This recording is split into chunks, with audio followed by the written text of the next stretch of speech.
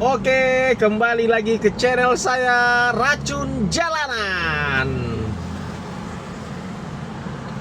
Oke ya, udah lama kita, udah hampir beberapa bulan ini nggak update lagi ke YouTube.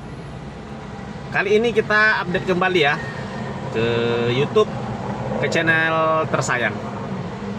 Oke, seperti biasa, kita ada sedikit cerita terkait masalah customer kita kemarin. Ya, ada sedikit keunikan ini customer kita kemarin. Saya kan narik Maxim dan Grab di Pekanbaru.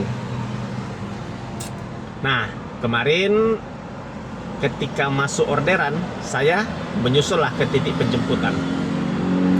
Saya menuju ke titik penjemputan, naiklah dua orang laki-laki dan perempuan, dan mereka masih menggunakan seragam sekolah. Saya ulangi ya, mereka menggunakan seragam sekolah.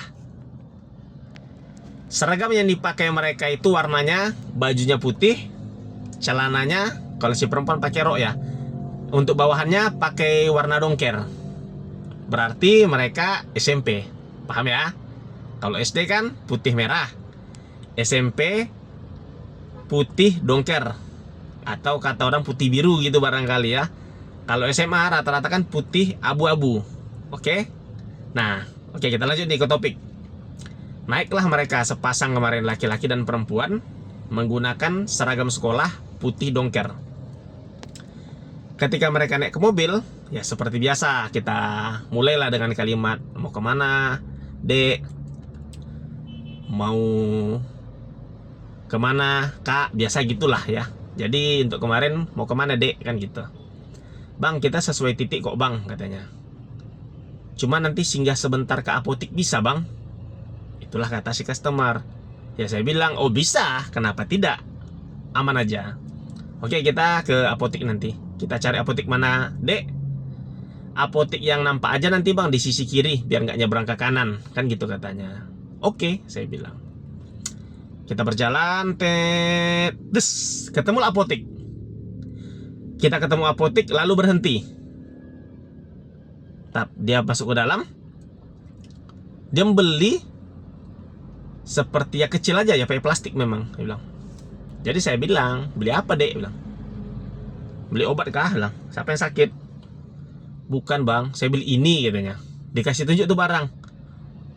Terkejut, terheran-heran lah saya jadinya. Karena tahu nggak teman-teman apa yang dibelinya? Ayo, tahu nggak teman-teman apa yang dibelinya? Yang dibelinya itu adalah test pack. Teman-teman tahu test pack? Test pack itu adalah alat yang bisa kita gunakan untuk menguji kehamilan. Ya, untuk menguji kehamilan. Paham ya? Oke. Saya sempat terdiam nih. Terdiam membisu. Saya nggak tahu nih mau digunakan untuk siapa. Mungkin ya barangkali ya, entah kakaknya nitip atau mungkin orang tuanya nitip. Kita kan nggak tahu. Jadi saya diam aja gitu. Oh, gitu aja tadi kan. Terakhir dia yang memulai percakapan. "Bang, boleh nanya nggak?" katanya. Ya saya bilang, "Ya boleh aja, nggak apa-apa, Dek." "Kenapa, Dek?" "Ini, Bang, saya kan tadi beli test pack. Tapi ya maaf, Bang, sebenarnya, Bang, ya," katanya. "Maaf sebelumnya. Kayaknya mungkin saya nanyanya kurang sopan, tapi saya nggak tahu mau bertanya sama siapa lagi." Kan gitu katanya. "Ya udah, silakan aja tanya, nggak apa-apa kok," bilang. Tadi pagi, Bang, pacar saya," dia nunjuk ke si perempuannya ya, "pacar saya kan uji coba pakai test pack, Bang. Cuman ada garis merahnya, Bang. Walaupun itu sedikit kabur, masih kurang jelas, Bang. Tapi memang itu jelas." Kalau saya bilang, warnanya ada warna merahnya gitu. Jadi saya bilang, "Ada nggak bawa yang test pack yang tadi pagi?" Saya bilang kan, "Ada, Bang, ini dia, Bang, masih di dalam plastik. Kayak plastik bening gitu loh." Terbayang nggak teman-teman? Plastik apa ya namanya? Plastik gula gitu ya modelnya, yang bening itu. "Ini, Bang." Saya lihat nih. Oh iya, ternyata benar. Kalau menurut versi saya ya itu udah positif gitu. Udah positif hamil. Ya, jadi positif hamil.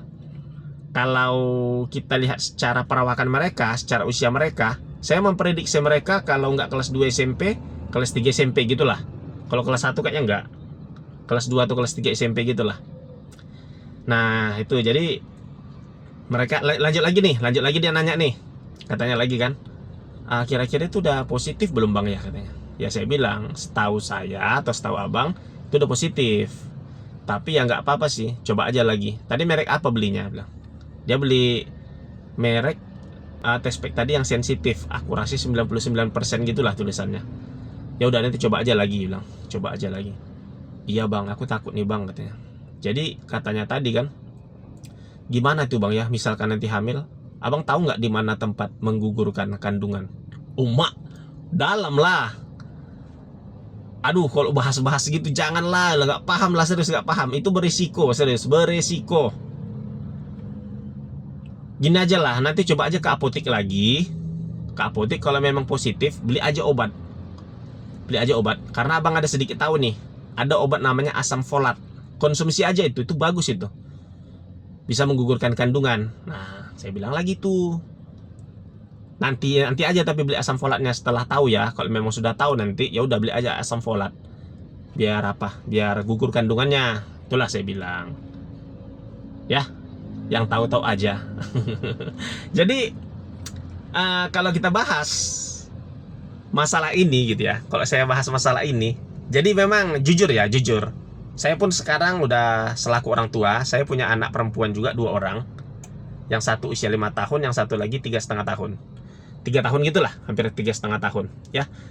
Mungkin pesan untuk seluruh orang tua, coba lebih tegas lagi terhadap pengawasan anak. Terkhususnya mungkin kita yang punya anak perempuan ya. Karena jujur, untuk sistem pergaulan zaman sekarang dengan zaman kita dulu, atau mungkin zaman orang tua kita dulu, sangat jauh ya, sangat jauh perbandingannya apabila kita bandingkan dengan sistem pergaulan anak muda zaman sekarang. Sangat jauh ya, jujur. Dan itu harus kita akui, harus kita akui.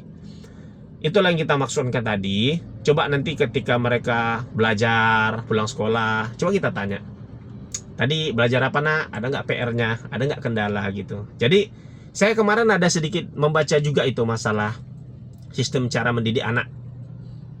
Saya bilang saya bukan orang tua yang bagus ya, enggak. Kita sharing. Saya juga perlu belajar banyak lagi, mungkin yang lebih baik daripada saya, pastinya gitu. Ya cuman ini kita sharing. Ada sedikit saya baca satu kalimat yang sangat bagus. Kita selaku orang tua usahakan bisa menjadi tempat curhat anak. Itu yang paling penting. Karena ketika si anak tidak memiliki tempat curhat, dia akan mencari tempat curhat ya orang lain. Sementara orang lain belum tentu bisa sebaik kita. Ya namanya kalau orang tua pastilah kasih sayangnya tulus kepada anaknya. Cuman contoh kita tarik lagi ke belakang ya. Contoh si anak perempuan tadi, mungkin ketika dia punya masalah, dia mau cerita sama orang tuanya, mungkin orang tuanya sibuk kerja atau segala macam, otomatis dia mungkin ketika punya teman cowok atau pacar lah barangkali kita bilang, ya mungkin sedikit banyaknya cerita sama pacarnya. Alhasil ya gimana ya, ketika dia cerita panjang lebar atau ada masalah, mereka sudah terlalu dekat dan alhasil ya semakin jauh gitu hubungannya. Itu yang kita hindarkan ya. Jadi saya berpesan untuk semua orang tua, termasuk untuk diri saya sendiri, mari kita jaga anak-anak kita agar terhindar dari yang namanya pergaulan bebas. Kalau sudah kasus seperti yang tadi, gimana sih masa depan dia lagi ya. Itu pesan saya untuk seluruh rekan-rekan, adik-adik, untuk bapak-bapak, ibu-ibu, untuk selaku orang tua ya. Saya bilang orang tua mungkin sederajat saya, atau mungkin, oh ya saya berpesan juga, saya belum berpesan nih sama adik-adik yang masih sekolah ya. Semangat untuk belajar, fokus untuk mengejar cita-cita ya. Pacaran itu udah nggak usah lah itu ya. Fokus aja belajar, fokus untuk mengejar cita-cita. Cita-cita itu nomor 1. Ingat, banggakan orang-orang yang telah mengasihi dan menyayangi kalian secara tulus. Contohnya orang tua kalian ya. Itu pesan kita hari ini. Saya berharap Mudah-mudahan sedikit cerita kita hari ini bisa memberikan motivasi, bisa memberikan pengetahuan tambahan untuk kita, dan yang pastinya kita sama-sama sharing. Saya pun belajar, mari kita sama-sama belajar kembali. Oke, salam dari Racun Jalanan.